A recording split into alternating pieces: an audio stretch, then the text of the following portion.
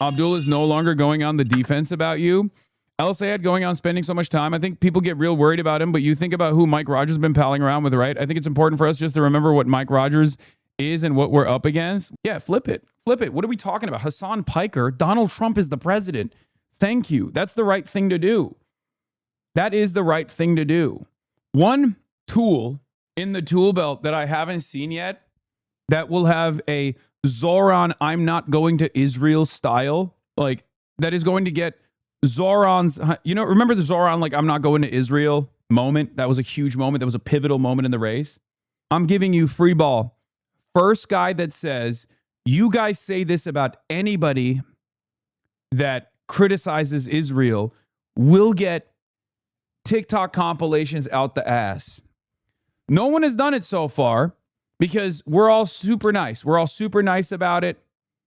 But the first guy that goes, oh, you're calling him a terrorist, you're calling him an anti-Semite, you guys say that about everybody that criticizes Israel, we can't have a normal conversation, is going to open up the floodgates, okay? It probably shouldn't be Abdul because he's, too brown, too Muslim, obviously, to say that. It would be much nicer if it was like a white man or a Jewish man, maybe Bernie. I don't think Bernie would ever say that, but like if Bernie finally popped off, oh my God, it would be incredible. You guys say this, but and for the record, this was already deployed. You know who did it? Jean-Luc Mélenchon's party. When I did an interview with Jean-Luc Mélenchon in France, French media immediately came in and were like, well, this guy is Islamogauchism, doing Islamo. This guy is anti-Semitic. What are we doing? Why are you campaigning with him? What was the hell? And the LFI guy that was on TV was like, here are some choice quotes. They blasted some choice quotes in French television, French national television. And he turned around and was like, you guys say this about anyone that criticizes Israel. It's ridiculous. We should have a normal conversation about like Israel without, immediately trying to lean into whatever quotes that you can mine. Do you see what I mean? Fox just now. I am not going to be shamed by Hasan Piker who's calling anyone who raises concerns about this Islamophobic. I'm not going to be shamed for having the self-preservation to understand these things are not compatible with my state, not compatible with my country. I grew up 20 minutes outside of Dearborn. I'm very familiar with this area. I'm watching this race very closely. I have seen firsthand what is happening in these communities. You cannot tell me that it is not happening. I have seen the forced subjugation and humiliation of women in the name of Islam. I have heard the Islamic call to prayer blasted in the streets. No, you haven't. It's bullshit. And even if you did, why would that be? Bro, this is America. It's a pluralistic democracy. What the fuck are you talking about? What is this white supremacist nonsense, lady? Nobody gives a shit. Nobody gives a shit. Like, this is craziness. She's just said, oh, you're calling me Islamophobic? Well, guess what? I'll show you Islamophobia.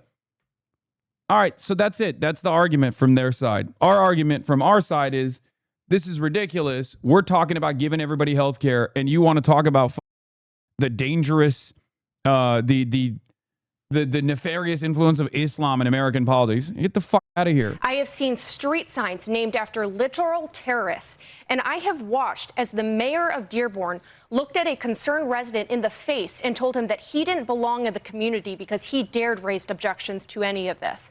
This is a problem. None of this is normal, and I'm not going to be shamed by Hasan Piker, who is now out there calling everyone who raises concerns about this Islamophobic. I'm not going to be shamed for having enough self-preservation to understand that these... This is so funny for her to say. It's not Islam that's subjugating women in this country. It's Republicans. Yeah, famously, Islam overturned Roe v. Wade. So I assume you've seen this. Coach Tommy Tuberville, Michigan Democrats just voted to send a terrorist to the state. Abdul Rahman Muhammad El Sayed is a radical Islamist who will do everything he can to destroy America. Abdul Rahman, he's some kind of Mexican.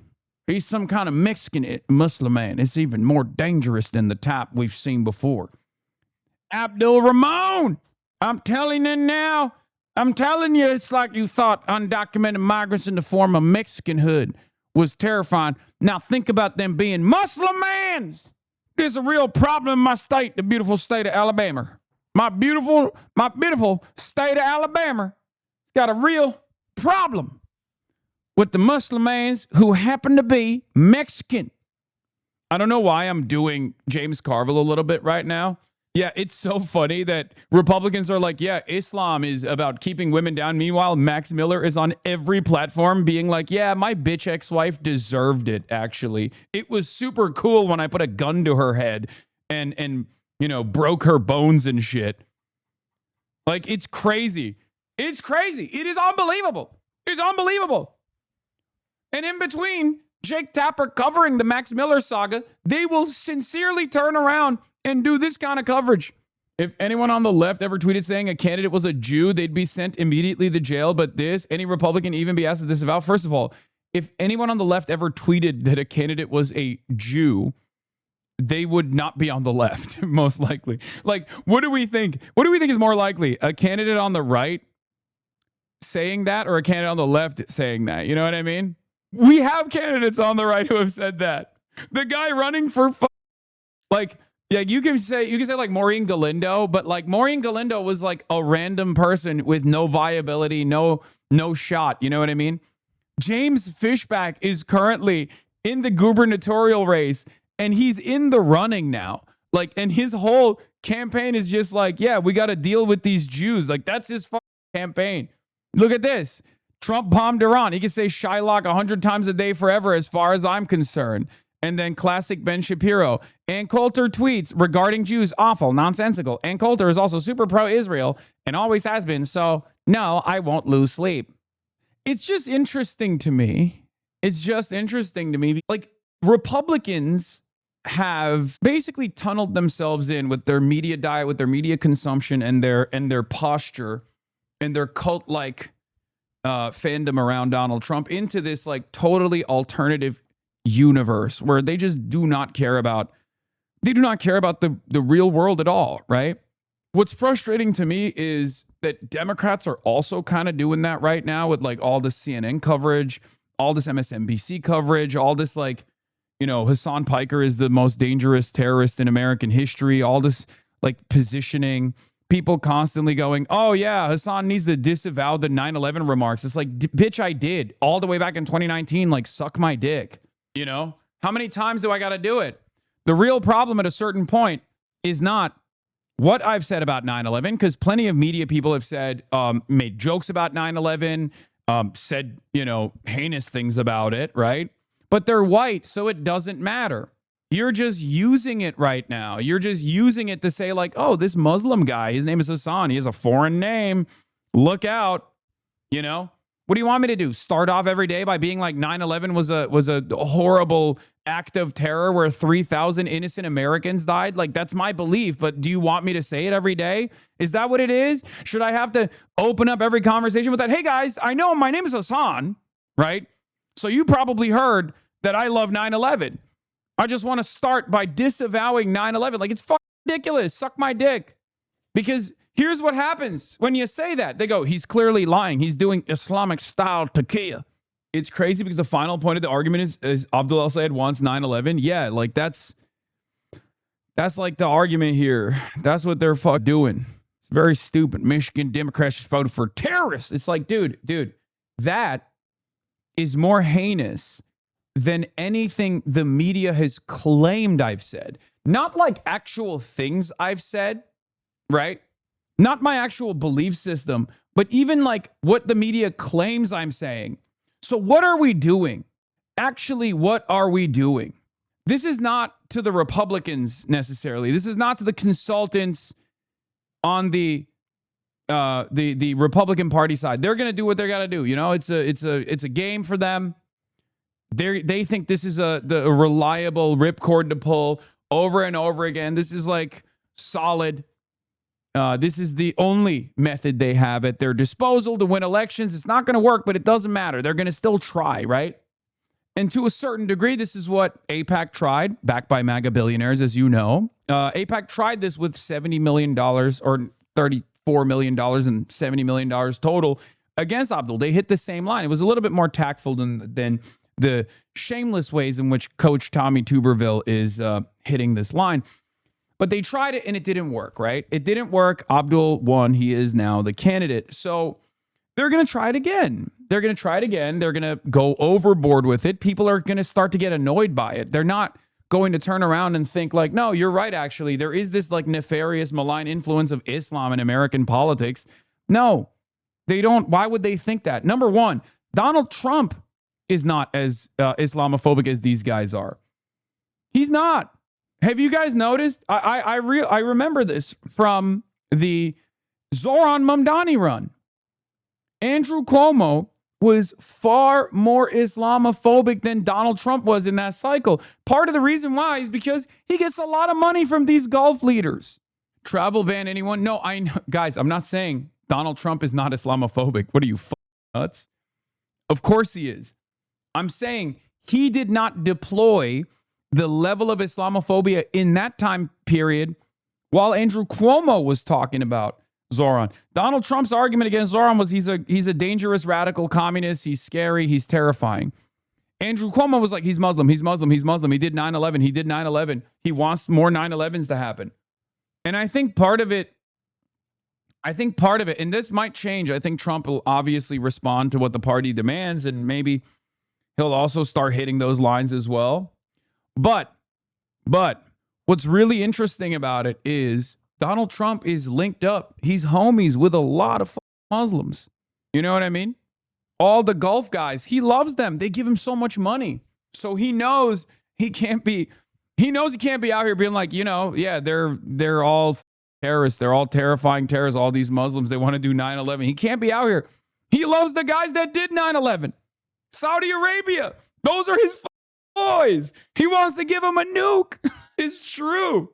It's true. What do you mean? It's so crazy that we are now living in this day and age where a guy who on the morning of 9/11 said, well, at least Trump Tower is now the tallest tower in downtown, right? In Wall Street. He said that on the morning of 9/11 while the towers were still crumbling. That guy became president in 2016. And since he became president, he has been unbelievably close with the Saudis.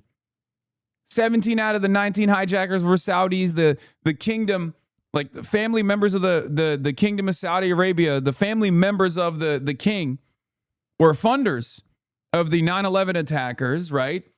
And now Donald Trump is giving them nukes.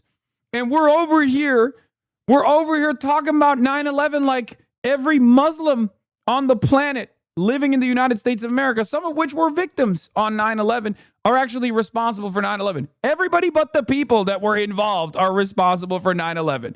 What are we talking about? These guys do not care about 9/11 beyond how much they can foment Islamophobia. It's totally ridiculous. It's totally ridiculous. Okay? So yeah, I hate this kind of ridiculous posturing coming from centrists who are, in a not so subtle way, utilizing the existing Republican attacks to be like, well, we got to hand it to them. We got to hand it to them. You have to really, stop being pro 9/11, Abdul al-Sayed. Are you pro 9/11, Abdul al-Sayed? Are you not? What kind of nonsense is this, man? What are you talking about? This guy's a Rhodes Scholar. Detroit Public Health. He's a public servant. What are you saying? Like, have some decency, man. I know you're getting paid by billionaires and corporations specifically to attack the left flank, and Abdul represents that. But like, can we just dial it back a little bit? Can we dial it back? If we're supposed to be in this big tent, can we just not do this in the inside of the tent? Are you out of your mind, dude? If Abdul al-Sayed disagrees with Piker that America deserved 9/11, he should simply say so loudly, I disagree with that statement. Okay? So this is doubly wrong. This is kind of stuff you have to say with your full chest. If you swallow your words, it conveys that you don't really believe it. If Piker gets mad and picks a fight, Abdul al-Sayed, like he then fantasizes about like this fight. Like I'm just going to be like, I can't believe Abdul al-Sayed. Why are you not running on a America deserved 9/11 ticket? Like that's what he's presenting as though that's my position. My position, he's making it seem like my position is that Abdul al-Sayed should run on America deserved 9/11. Are you insane? Are you on crack? What is this fan fiction, dude? What is this fan fiction? You psychopath? Is this where John Fetterman got his like insane Islamophobic tendencies from? Adam Gentleson, are you the one who's responsible? Are you smoking crack, dude? What the fuck is this? That's the kind of constructive conflict that breaks through and would dominate earned media for days and crucially be appealing to swing voters. AES needs to win. As we say at Searchlight Institute, there's this one weird trick in politics, which is to say what you think out loud in public. Mike from PA, we're going to primary every politician you work for. Come on with this shit. He clarified those remarks at Hasan Piker, 911.com. I don't know, man. This is pretty weak. There's tape of Hasan Piker saying America deserved 9/11, and it's just a weird website and nobody's voice. If Piker really does not believe America deserved 9/11, he should have no problem saying this on stream or whatever. And if he doesn't want to do that, Abdul should have no problem saying Hasan disagrees with Piker. It was an admittedly sloppy way of making a valid point about foreign policy blowback, same one made by Susan Sontag and George W. Bush. By continuing to treat it as a gotcha, you're just making our political discourse stupider. I think we should try and make it smarter. That's exactly what it is. That's exactly what is going on. And it's so disingenuous because he then continues. Adam Gentleson then continues. This is still chirping nonstop. He's like, Hasan, you need to start every broadcast by apologizing for 9/11, for doing 9/11. Okay? Maybe you did 9/11. We don't know. Because I responded to this and I said, this is unbelievably disingenuous. I've personally apologized for the words I used back in 2019. Every candidate I've appeared alongside has done this. We all know this is a cynical way to justify associating the first Muslim Senate candidate with Islamic-style terrorism. To which he responded with, I follow this race pretty closely and have not heard your apology. Oh, I'm sorry, Adam. I'm sorry. Maybe you didn't hear my apology because it was back in 2019. It was reported on in the media at the time, as a matter of fact. Here's him saying he didn't mean it that way 6 years ago. Sorry, I'm incapable of Googling. Now, this way that he's approaching the subject matter could be flipped on his head. It would be akin to me saying, Adam Gentleson might be he's never vociferously denied not children. And then he goes, what are you talking about? Of course I'm not a and I go, well, I don't know. I can't Google it. There's no readily available information. You know what I mean? Like, that's insane. That's not how you do discourse. That's not how you operate. What the fuck are you talking about? Well, I didn't hear you deny being a... Go ahead. Go ahead. Tell me you don't have sexual attraction to children. Go ahead, Adam Gentleson. Like, that would be ridiculous, right? That's not productive discourse. Could you imagine? And then the goalpost shifts. Because as soon as you say, like, no, this is ridiculous, I shouldn't have said America deserved 9/11, I was talking about blowback, then he goes, well, I don't like that you said that. I don't even like that you're bringing up blowback. You shouldn't say that. Okay, well, then you and I have a disagreement on that. Okay? You, on the other hand, were making it seem like I love 9/11. I think it's awesome. That's bullshit. That was not my intention back then. It still isn't my opinion now. I think we need a HasanAbi website with all the classic clips and a concise explanation in your voice so we can just link it every time. I know. And then they go, oh, you got the framed photo. It's like, yes, dude, it's a unbelievably important moment of history. Like, what are you talking about? Only who gets to talk about 9/11 and how? Why are you deciding? Why are you the mayor of who gets to talk about 9/11 or who gets to feel any type of way about 9/11? Like, it's so insane. It's so insane. Is it Hasan Piker, the Joe Rogan of the left? Here's what he has to say about it. A lot of people have started referring to you as the Joe Rogan of the left. How do you feel about that? I mean, I have my opinions, but I want to know, because you're the person they're speaking about. Yeah. You know, what you think about it. I mean, I think Joe Rogan is a goon, but... A goon? Yeah. He's what a funny word. He's just kind of a dumbass, but... Not a word my friend would use. Goon. That's not me. Yeah, I'm not a goon. Yeah. Trevor would never say Joe Rogan's a goon. No. Trevor would say friend. Yeah. Confidant. Trusted confidant. Yeah. Yeah. Ally. Yeah. Fellow bow hunter. Yeah. It's just so silly. It's so silly. All this stuff is so silly. It's so cynical. We don't have to lean into it. Another Aura segment just dropped. Hasan Piker, the Dems' new power player. 11 minutes and 50 seconds. That's crazy. Shadi Hamid. This is why the most pro-Israel people demonize people like Abdul al-Sayed and Zohar Mamdani, or even Muslims like myself who still support a two-state solution. This helps explain why anti-Muslim sentiment is par for the course in the Republican Party. Good on Robert Kagan to highlight the role of Islamophobia. This has been broadly true in my experience. Pro-Israel hardliners are often the most anti-Islam. They see the very presence of Muslims in public life as a threat to U.S. support for Israel. That's literally it. Takaro, why have recent U.S. administrations utterly failed to restrain Israel despite the fact that the U.S. has considerable leverage? There are multiple elements to the answer. One, obviously, is the role of Jews in influencing American policy, says Robert Kagan, which is a reality, just the way the Irish, Italians, or Greeks have influenced American policy. The other thing is America's broadly Islamophobic, so any element of Islam is a friend of ours for many Americans. I think Islamophobia is a reality in the United States, and Israel is supposed to be the bulwark against Islam. That's unfortunate. My view is that we should not have a foreign policy based on Islamophobia. We should be able to have perfectly good relations with Islamic countries and with Islam itself. This is Robert Kagan saying this, okay? The godfather of American neoconservatism. What are we doing? I'm losing my mind. Democrats, under no circumstances, should be outflanking Robert Kagan. Robert Kagan joined DSA. It's crazy, man. It's like Satan himself. It's like Satan himself coming out and being like, all right, guys, I think we got to dial it back a little bit. Okay, we're getting a little crazy here. Is he bread and roses or groundwork? Robert Kagan is not groundwork, dude. Robert Kagan for DSA right caucus. We are so close. We are moments away from a Trump mention at this point, folks. It's coming.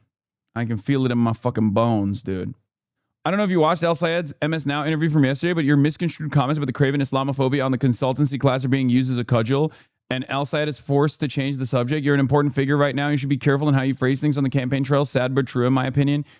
Yes, you're right. I will stop saying objectively true things because people will misconstrue them. You're right. My apologies, guys.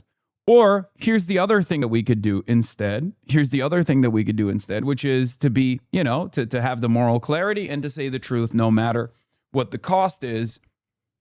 That's how we arrived at the position that we arrived at so far. And I'm going to continue saying the truth.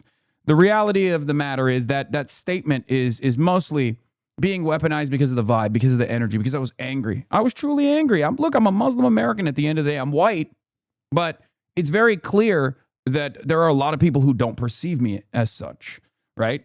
It's very clear that a lot of people are using that background to attack me and attack other Muslim Americans who are running for office. And it's very annoying to have to go through these motions every goddamn day. There's going to be instances where I say, enough. This is a reality that I think many light-skinned, I'm light-skinned like Drake, light-skinned Muslim like Drake. No, but it's a moment of weakness, certainly, but of course I'm upset. And I think people should be a little bit more understanding of why, there's no other, I'm a human being, man. I'm a human being. There's only so much of this shit that I can put up with before I go, come on, guys, what the fuck are we doing? And it's crazy because there's no other group. There's no other community. We spend so much time talking about anti-Semitism. Never about Islamophobia. What the fuck is that, man? What is going on? Anti-Semitism is still institutionally not allowed, okay? There's no institutional permissibility for anti-Semitism. That's a good thing. We should have that for all intolerances and all bigotries.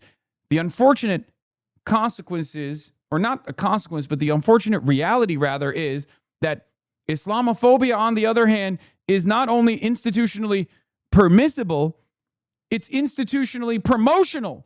It is not only allowed, but it's actually actively fomented by these institutions. It's totally up. And I rarely talk about it. I rarely bring it up because I know the moment that you bring it up, everybody goes, oh, here we go again. Oh, your prophet was a... Here we go again. You're a goat. Shut the fuck up. Immediately, people, shove those words back down my throat by doing more Islamophobia. And it's very annoying. I mean, look at the replies on any tweet, dude. Look at the replies on anything that I ever say. You will get, you're a terrorist, no matter what. But my argument isn't about the Republicans doing this, because I expect the Republicans to do this, right? My argument is about liberals leaning into it because they think it's a good way to take care of a nuisance, a threat that they perceive to their left flank. A media platform that I have that they are worried about. It's very clear they're worried about it because I think they give me a lot more relevance than I actually have. They think this is the headquarters of the American left movement. That's not the case. It's not the case. This is a movement. I'm one person. I'm just fortunate enough to be here, right place, right time, and play somewhat of an active role in this movement that is far larger than me, a movement that actually leans into the populist rage that many Americans feel, a populist rage that they feel whether I exist or not, okay? But it's very frustrating. It's very frustrating that they think like, oh yeah, in this day and age right now when Republican fascism is running amok, when we have the most corrupt administration of all time, you still have a lot of liberals who are like, you know who my real enemy is? Hasan Piker. You know who my real enemy is? The Democratic Socialists of America. You know who our real enemy is? It's like, no, dude. No. We are not your enemy. If you think right now in this moment in time that the left is your enemy, then you're a Republican. Then you are a fascist collaborator. And that is something that we're going to be talking about right now. Because so much of the discourse is damn near identical, coming from Searchlight Institute to Third Way. Third Way is now spending $15 million. $15 million attacking the left. In this day and age, right now, in this moment, you think that's a good use of resources? You're out of your fucking mind. Nick Field had a take on this, by the way. If El Sayed disavowed Piker now, wouldn't that be the one way to guarantee Piker is a top topic through November, as El Sayed is constantly asked about why he flip-flopped? That's exactly what would happen. Voters who are naturally skeptical of the left, as one Michigan Democrat suggested, El Sayed asked for help from state leaders who have trust and credibility in those communities. And just about every Democrat I spoke to agreed that El Sayed should disavow far-left streamer Hasan Piker, a campaign surrogate who once claimed America deserved 9/11, if he is to have any chance of overcoming the incoming tsunami of Republican attacks. Yeah, dude. Republicans are going to stop calling him Abdul Rahman Muhammad El Sayed and responsible for 9/11 if he comes out and says, yeah, I hate this Hasan Piker guy who played a role in youth turnout in this campaign where we overcame $70 million in attack ads and APAC expenditure. RNC Research just watches our VODs. Yeah. Hasan Piker, campaign spokesman for Abdul Sayed. I'm not a campaign spokesman for Abdul Sayed. Thinks that bringing up his comments saying America deserved 9/11 is racist and being weaponized to make Muslims look bad is true. Is 100% correct. That is exactly what's going on. I mean, that's literally, yes, real and true. Something that I apologize for in 2019. Why the fuck are you consistently hammering it on, especially when that's not my position at all? RNC intern, Fox intern, how many interns are in this chat? They're all in here.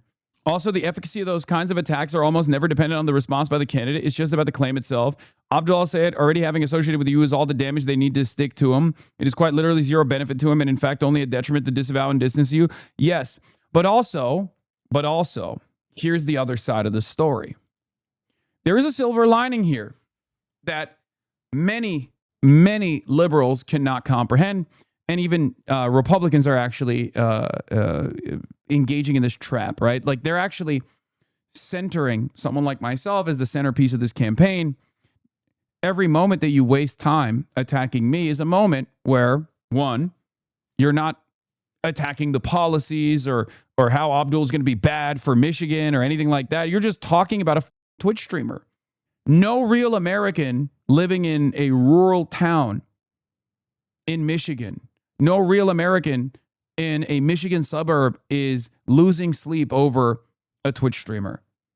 They're losing sleep over affordability. They're losing sleep over whether or not they will be able to pay their mortgage. They're losing sleep over the inflation crisis. They're losing sleep over the fact that their children are worse off than they were. That's what they care about. And if someone is addressing those issues, who gives a if the other side is constantly going, oh, well, Abdul El Sayed is transgender.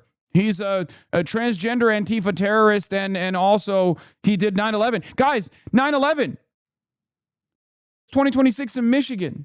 You know what I mean?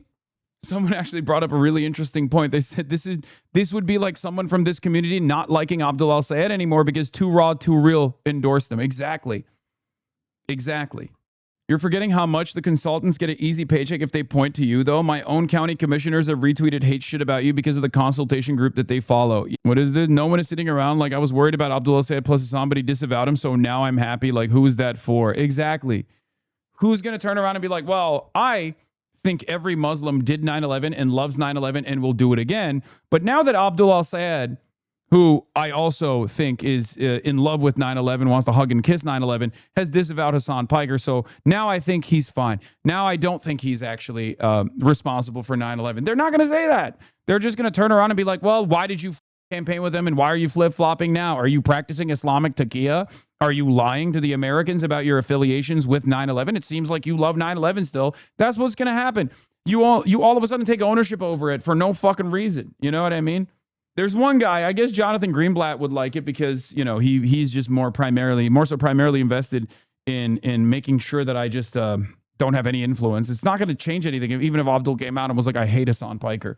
Even if Abdul came out and was like, I hate Hasan Piker because he loves 9/11, fuck that guy. Jonathan Greenblatt would be the only person who's like, oh, thank God you said it. I still hate you because of your takes on Israel. Every interviewer to Abdul al-Sayed. You're Dr. Abdul al-Sayed, correct? Yes. Now that you've been made the senator, what do you plan to do for Israel? Well, I'm now the senator of Michigan, so I want to focus on building better schools in Michigan for the children of Michigan. Now, if a vote needed to get passed to send money to Israel, what would you do? They need us now more than ever. Again, my focus is on improving the living situation around Michigan. I think our tax dollars in the U.S. should be within the U.S. and not sent to foreign countries. We have people struggling here. Wrong answer. So if Israel ran out of weapons and we needed to send them more money for I'm weapons... not sure why all the questions about these other countries when, once again, I am the senator for Michigan. So I want to help not only the United States as a whole, but Michigan. So no, I want my tax dollars to stay in Michigan. Wrong answer. Wrong answer. Tell us right now how hard you're going to go for Israel. Who gives a shit about Michigan?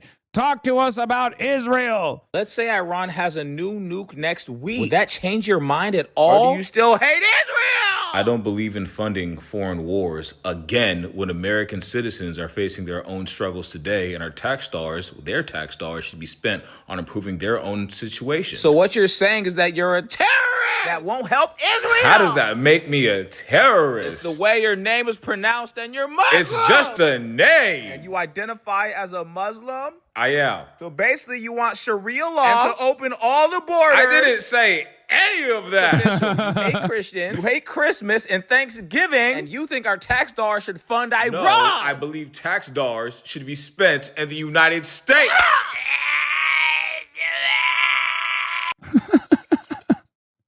He wants Shakira law. It's clear to me. We're officially at Stephen Miller, one of the most evil people in contemporary American politics. Officially on the Scott Hannity show, talking about how I'm the most evil person in American politics. Donald Trump hosted Holocaust Denier and Nick Fuentes for dinner. I don't know how many times I can say this, but I will keep saying it for as long as the mainstream media obsess over Abdul al-Sayed and Piker while ignoring an actual Nazi hosted by the president who never gets asked about it. We're talking about also, Stephen Miller is a Nazi. Like he is straight up a Nazi himself. So it's really funny. Of course, a Nazi like Stephen Miller is going to be my hater. Yes, of course, he is my enemy. Like, what do you mean? We're talking about places like California, New York, or deep blue districts, buried in one state or another. Well, I think they're going to be severely challenged come November as they've continued to nominate these true communist candidates. So look at Michigan, right? El-Sayed. They're nominating communist candidates for office. The center of this country, the middle of this country, the mainstream of this country is going to thunderously reject the Democrats' embrace of communism. And El-Sayed, you also have somebody, as you've talked about this evening, Sean, who campaigned, who embraced, who courted the endorsement of this execrable, heinous, deplorable, monstrous Hasan Piker, somebody who has celebrated assassination culture, and somebody who has said that America deserved 9/11. Sean, you're from New York. How much time have you spent, Sean, with the victims and the family? Why is he calling his name wrong? It's Scott, bro. The police officers, the firefighters, after 9/11. A lot. To have someone running for Senate who's going to associate with that kind of evil? And where is Schumer? Where is Jeffries? Where are any of the leaders of the Democratic Party? They're supporting it. They are embracing it. They are allowing. It is pretty funny how much he's like fake mad. Ah, a communist. He's a communist. He's a terrorist. Shut the fuck up, dude. You are the face of American fascism. But it is really funny because like this guy has tremendous amounts of power and tremendous amounts of influence in the Trump administration. And yet it's hilarious that he cannot come across as a threatening presence, no matter how hard he tries, because he's such a dweeb at the end of the day. He's such a goddamn dweeb, dude. He's also a pussy. Yeah, 100%. Didn't his wife fuck Elon Musk? Allegedly. Allegedly she did. Dems for Mike. Democrats for Mike Rogers. Oh my God. This is the funniest. Oh, of course, Mo is following. Proud Democrats putting country over party on November 3rd. We will help elect Senator Mike Rogers and defeat Abdul El-Sayed. Abdul El-Sayed Hasan Piker not along as a campaign staffer calls voters stupid. No, he said voters ain't stupid. And reposting Laura Loomer. We will be voting for Mike Rogers and down ballot Democrats will encourage you to join us. Yeah, I'm sure this is a real, I'm sorry. This operation started in Tel Aviv, okay? This is not a real American operation, and it's certainly not a Democratic one, even if it is an American operation, okay? This is the most obvious, like, I can't even, I don't want to say Mossad PSYOP because, like, I think they would probably have a little bit more tact.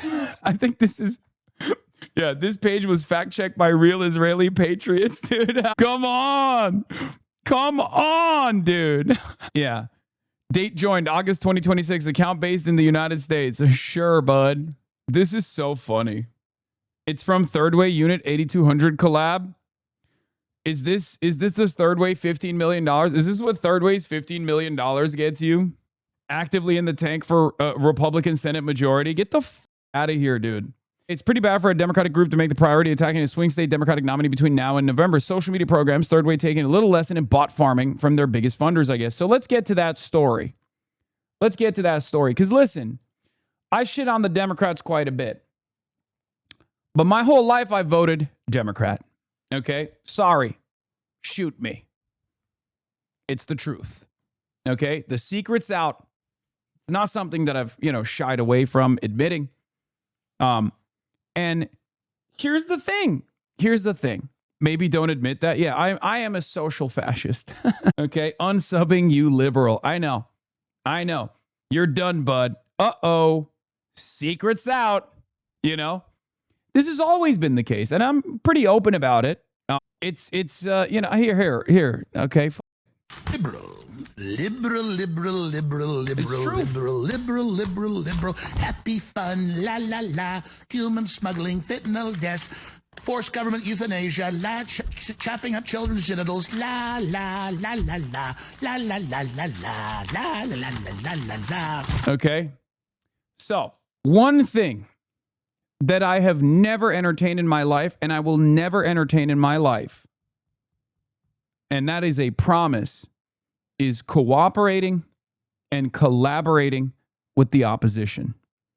I've never done it, and I will never do it. As a matter of fact, people that I have in the past had tremendous respect for, like Glenn Greenwald, one of my biggest criticisms is they deliver a lot of criticism to the Democratic Party, which is well-deserved, but sometimes they rarely share that same level of scrutiny with the Republicans. That is a big disagreement that I have with Glenn Greenwald, which usually leads Glenn Greenwald into calling me a sheepdog for the DNC and the Democratic Party. Okay?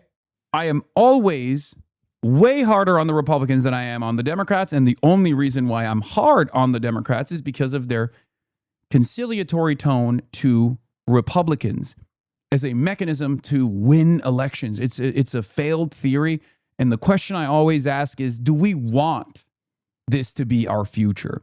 Even if Democrats won elections by becoming closer to Republicans, do we want that? Do we want that form of governance? So what difference does it make? Are we voting so that we vote for a party that is trailing 4 years behind whatever the reactionary sentiment is on the right? Or are we actually voting for a change? That's my argument. That's what's very frustrating to me. And that is primarily my frustration with the Democratic Party broadly. Now, those things are changing right now. We've played a role in that change. We are actively playing a role in changing what the Democratic Party looks like, what the Democratic Party is promoting. We're changing the ideological makeup of the party from within. Now, that's not the final goal. I care about results. Primarily, I'm invested in defeating the Republicans. It's not a secret. It's something I've said over and over again. But that's not the end-all, be-all, of course. I don't just want to defeat Republicans and ensure that they stay away from a seat of power all across the country. I also want to make tangible changes that people can feel, that people can experience. I want to help materially improve the lives of the working class in this country and all around the world, right? So it's not just about defeating Republicans. It's also about delivering results for people. It's about reinstilling confidence in good governance and associating good governance with the left flank, with the Bernie-crats, with the Democratic Socialists of America. That's why I love Zoran, and I think he's done a phenomenal job with this. He has delivered results for his constituents. One of the most popular politicians in the country for good reason. You understand? So the reason why I brought all of this up is because I find it completely unacceptable what Third Way is doing right now. I think it's disgusting. They are fascist collaborators. Okay? At this stage of American fascism, when Trump is the president, when the Republicans are a cultist party, I said earlier, if there's a Hitlerian tyrant in office and these supposed liberal allies at Third Way are trying to chop the anti-fascist movement's legs, what can you call them but collaborators? The time to pick a side is coming. It's no longer sweet. This shit is not sweet. It's not funny. We have to lock in. Moderate Democrats prepare for a war against the ascendant left. In this day and age, in this time, if your goal is to fight back when the federal government is actively talking about blacklisting communists, socialists, and liberal Democrats as well. So yeah, one moderate group says the progressive winds are deeply troubling and is planning $50 million effort against democratic socialism. The embattled establishment of the Democratic Party searched furiously for a political reset after Dr. Abdul said's progressive victory in Michigan handed the party's long dominant moderate wing its most painful defeat of the year. Some strategists urgently pressed to adopt a sharper edge to tap into the fury among Democratic voters that was felling its centrist candidates. Others wanted to attack democratic socialism, undercutting a budding movement now set to have far more than a toehold in the next Congress. Yet another young Democratic socialist ousted an incumbent congressman in Detroit on Tuesday. We are preparing for the next war that is coming, said Jonathan Cowan, the president of Third Way, a leading centrist Democratic group, revealing the New York Times a new $15 million effort between now and 2028 to discredit democratic socialism. Dr. Al-Sayed's win was not the blowout that some pre-election polls had predicted, but his narrow nomination in one of the country's signature swing states still represented a critical moment for the party's middle. Here's where we're at. From this day on, unless they come out and apologize for this, and unless they redirect all of those funds back to attacking Republicans, if you are a Democratic Party consultant, if you are in the DC, you have to see these people as your opposition. Okay? This is for the pod johns as well. This is for the big tent folks. These people are not a part of the tent. They're not. I'm sorry. They're not. They're not a part of the tent. And they have made their opposition unambiguous. They oppose our movement.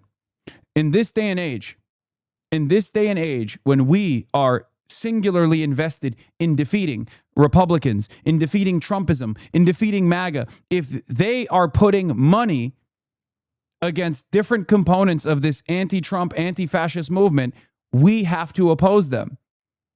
Okay? I'm not saying spend money against them. I'm just saying don't welcome them to your cocktail parties. Do not welcome them into your campaigns. You cannot do this. It's over. They have decided that the real opposition is the left flank. They have decided that their real opposition is not MAGA, but instead their opposition is the Democratic Socialists.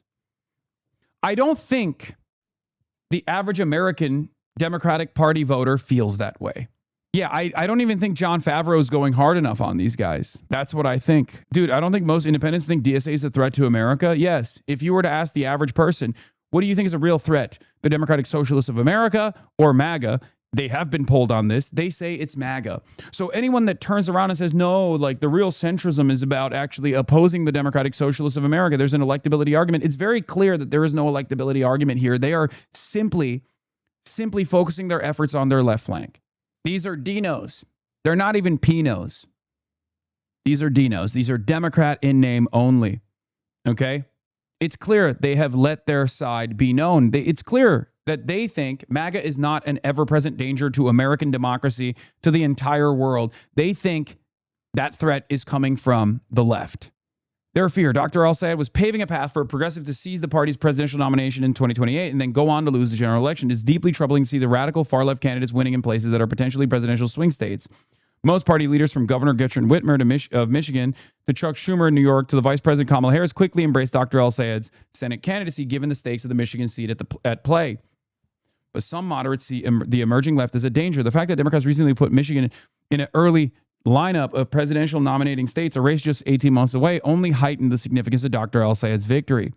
For now, the next big test is only a week away. In Wisconsin, Francisca Hong, a Democratic Socialist and the state assemblywoman representing the progressive hotbed of Madison, has emerged as the party's frontrunner for governor in another key battleground race. Mr. Cowan said the $15 million his group would spend through 2028 was not directed at individual candidates. Instead, the group plans to target the Democratic Socialists of America movement, which he believes is a mortal danger for the Democrats. Okay, so I know what they're going to do. They're going to use $15 million in ad spend to attack me and attack DSA. That's what they're going to do. They're going to do what the Republicans have been doing. They're going to be doing exactly what they've been doing already, which has failed in spectacular fashion thus far. They're just going to continue doing it. That's it.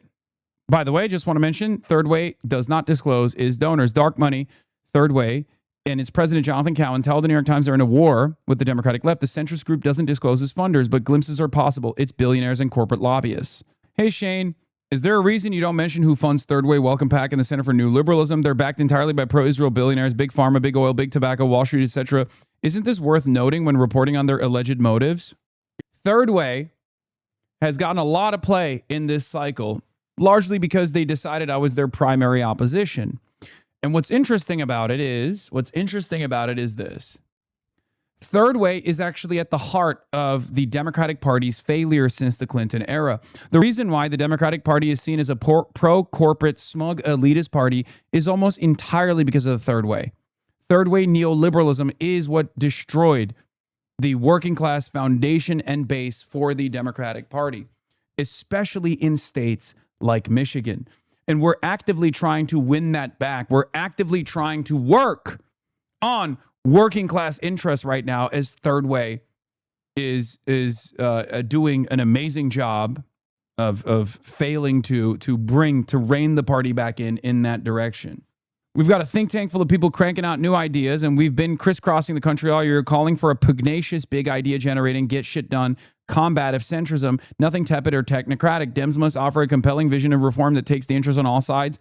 That's the only path that has put a Dem in the White House and a big part of our work, but failing to confront this DSA lunacy will keep us stuck in the wilderness. I'm sorry. They're 100%. They're no longer controlled opposition. They're just opposition. Okay? They're just opposition.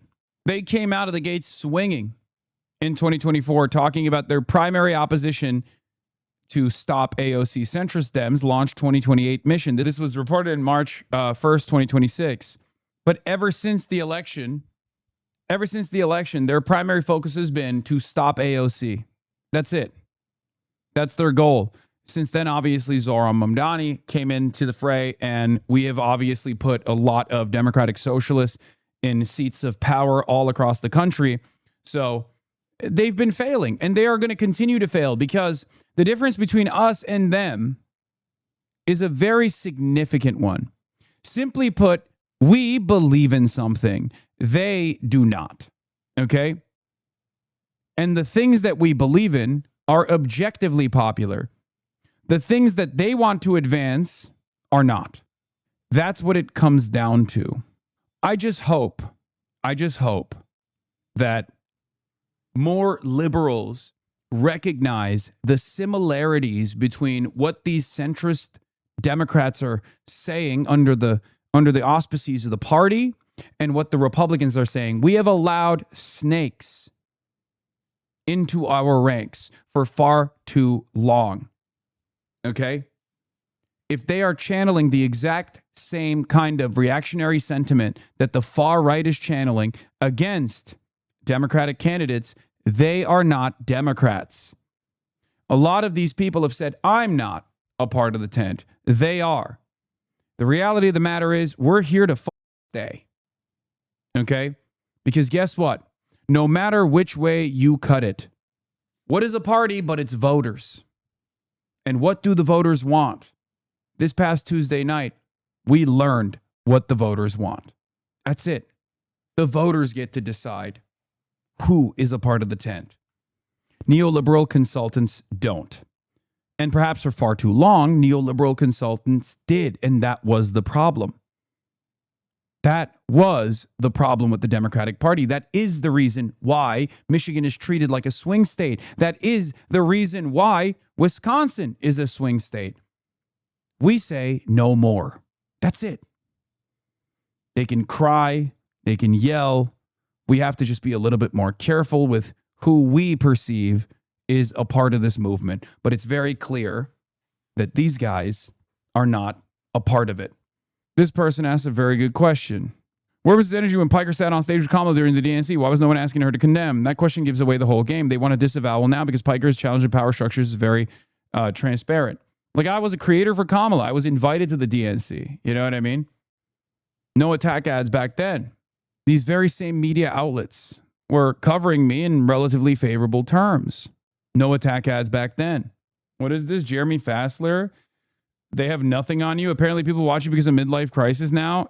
I wrote this piece for Salon analyzing the Pod Bros' attraction to people like Grant Plattner and Hasan Piker as their version of a midlife crisis with Plattner, Piker et al. As the political equivalence of a sports car you buy to stay young. Sure, buddy. Keep coping. No, I think the Podjons are young in comparison to a lot of these other folks. And they're younger, right?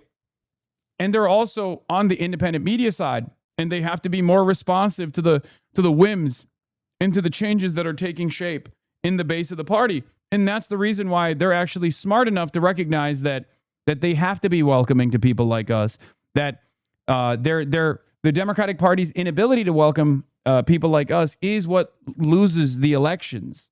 Agree, organizing tactics are best investment for the center. Do you think coming up with a vision that excites voters is better than support the shared vision of candidates who have proven to win the broadest range of voters?